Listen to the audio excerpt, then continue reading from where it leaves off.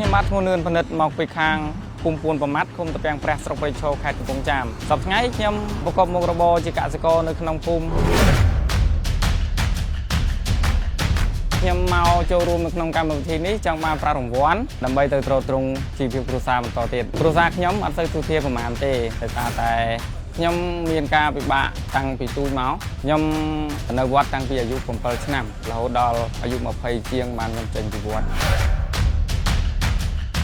ដកជាប់នៅក្នុងជីវិតគឺពេលខ្លះអត់មានលុយសំបីតែ100រៀលក្នុងប៉ា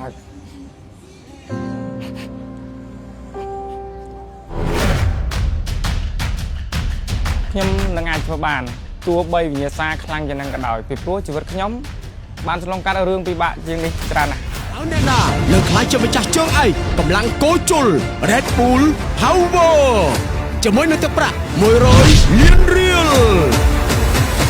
កម្លាំងគោជុល Red Bull Power មានតែមួយគត់នៅ CTN បើភ្លាមឈ្នះភ្លាមរកខ្លួនគាត់ពីវត្តប្រា2025បន្តពីច្រើនរង្វាន់ពីក្រវល់កំពង់គួជុល